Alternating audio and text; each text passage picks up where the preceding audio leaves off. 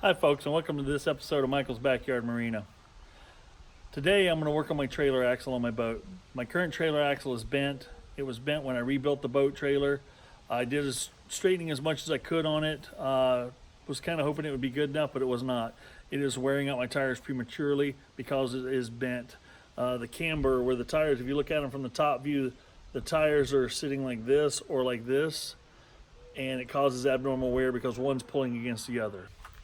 So I went online, did some looking around locally to see if I could find a trailer axle that would work. I could not. I did some research online, looked for different ones, did some different pricing, had not really good luck both here and there. Finally stumbled onto a place that's called boattrailerparts.com. Sounds pretty straightforward, doesn't it?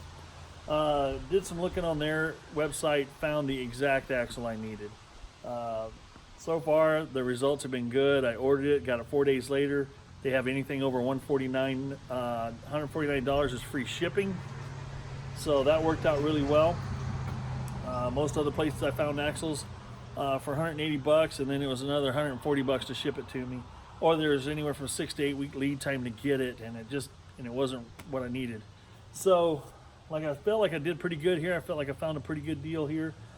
This axle ended up being $191, but it's exactly what I need. It has some cool features. I'm going to share that with you.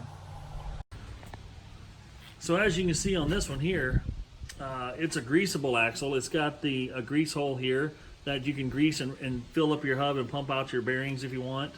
Has the grease zerk here on the end. Has a neat nut retainer. Normally you see these things have a cotter pin that goes through it. This one here, this snaps in place. I can't pop it off my hand, but you put it in, get your bearings adjusted, and you just snap that on. And it's got a flat on the axle here and the threads that lock it in place. Really slick trick. I really like that. That makes it easy. So I'm gonna get started with. I've got my boat trailer axle here. I'm gonna throw a couple of jack stands underneath it, undo my U-bolts, pull a hub off, make sure the bearing sizes I have here match what I have. I'm pretty sure they do, but before I get too deep into it, I'm going to pull the hub off first, make sure that lines up, because if that doesn't line up, I might as well not swap it out just right now today. If it doesn't match up, what I've ordered here is called a 3,500 pound axle. It will handle 3,500 pounds of weight on its own. My boat and trailer weigh 2,260 pounds fully loaded. So I've got more than enough axle to handle the weight that I'm hauling. That way, hopefully won't bend it, won't overstress it, and it'll do everything I need to do, and it's straight from the factory, so it shouldn't wear my wheels out prematurely or tires when I get my new tires put on. Let's get started. I'm going to take a quick minute to talk about crown on an axle. Axles can come in as straight, or they can have a crown on them.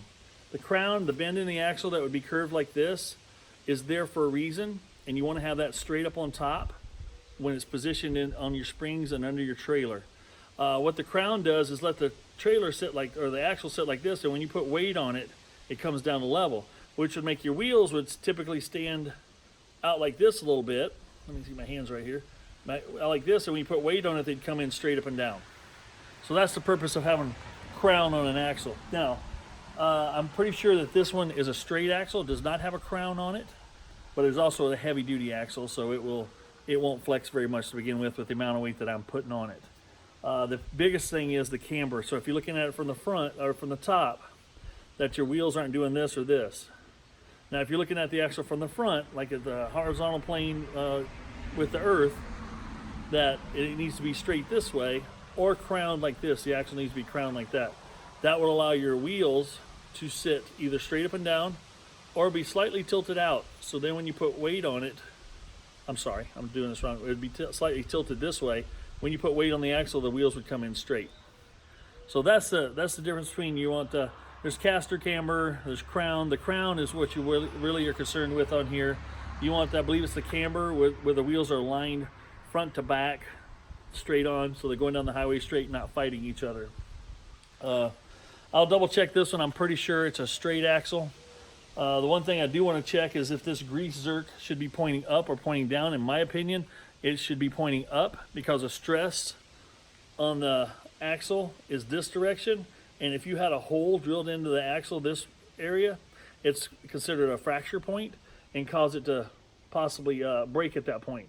So if you got a radius down here on the bottom with no hole in it, that's gonna be your strongest axle point. Let me see if I can show that to you real quick.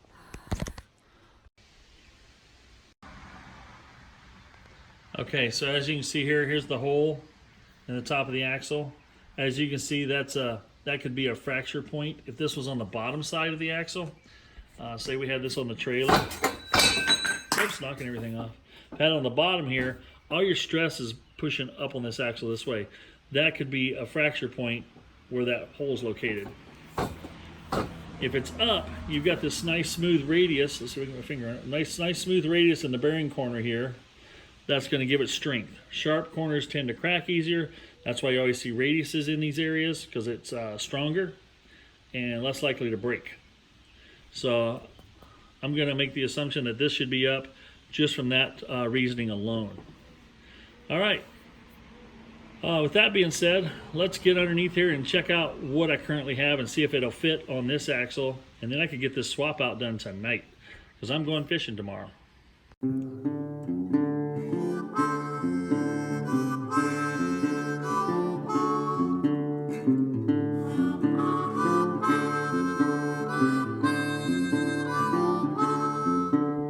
I'm still standing here, waiting for my honey.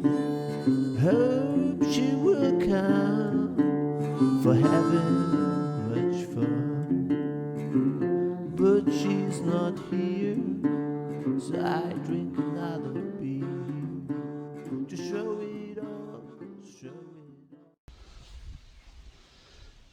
off. Okay. So I've got the axle switched out on the wheels. I did it, you saw how I followed it through here. I pulled the wheels off with the hub, stuck them right on the axle. Let's see if I can use roll it back under there just like this. I did stick a sticker on here so I know which way that grease hole was.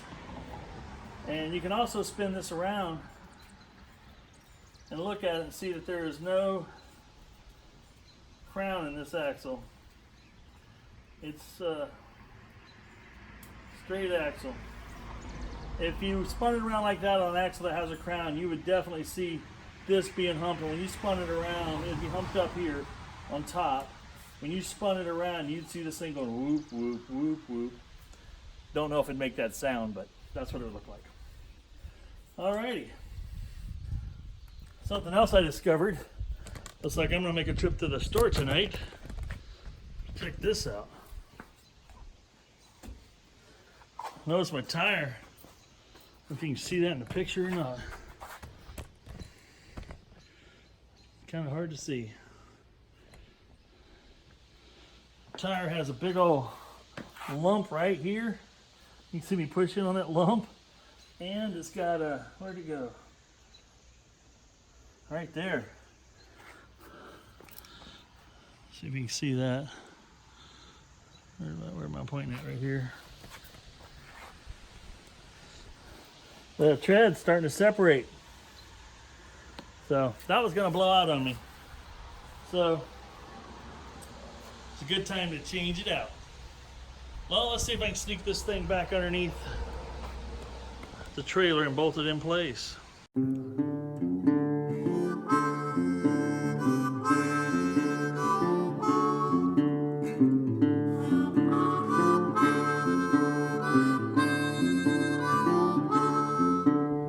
I'm still standing here, waiting for my honey. Hope she will come. Okay, folks, no, I didn't go into a lot of detail underneath the trailer. It's just U-bolts, unbolting, rebolting, making sure this axle's centered up on the springs really nice so it trails right. Tighten your bolts down really good and snug on your U-bolts. Take a wrench with you, because the first time you take the boat off of it, like me, tomorrow I've gone 60 miles. Things could settle from the bouncing, and once I load my boat off into the water, when I'm parking the trailer, I might take my wrench and just give it a couple more good squeezes there to make sure everything's still good and tight. But as you can see, a total of about hour, let's see, I got home, yeah, about an hour, start to finish.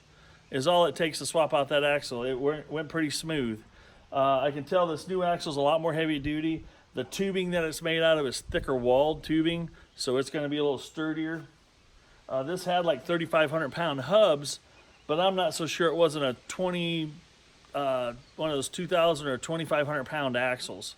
So now I've got a 3,500 pound axle in there. I've got something that's definitely sturdy and a lot more secure. It doesn't seem like it even flexes when I set the trailer or set the whole boat and trailer down on the axle now. It seems pretty solid. I'm excited about that. Well, I'm gonna head to the store now. I gotta get 2 new tires, or at least 1 new tire for sure, because you saw the one that was all bubbled out and bulged. So I gotta run there and get me a tire, either mounted on my rim or get a new rim and tire, one of the two. Haven't decided which way I'm going yet. But if you got any questions about this, any questions about the axle, I got something else coming up I'm gonna try pretty soon. It's called an oil bath hub. So stay tuned for that. I'm gonna order, I think, some of that online. And instead of having grease in there, it runs in oil. It seems like a pretty slick trick to me. Seems like it's a better way to seal off your wheel bearings in the water and to overall monitor the lubrication in your axles anyway. So it looks like a quick way to change it, quick way to fill it back up. You can service it 2 or 3 times a year. Looks like it'll just take you a few minutes to do it. So I'm excited to get that and see how that works. I'll do a video on it and we'll monitor the results and let you know at the end of the season what all I had to do. So, like I said, no crown on this axle, straight axle. I put the grease hole on top. This one here, I can actually pop the cap off, take a grease gun, and I can actually pack and fill those bearings up full of grease, which is a pretty slick trick. I kind of like that idea on this one, but I can also do what I'm planning on doing with the oil bath as well. So, you guys got any questions, please comment.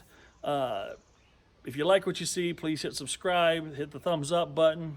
It doesn't matter whether you do it or don't. I just have just a reminder, if you like what you're seeing, go ahead and do it.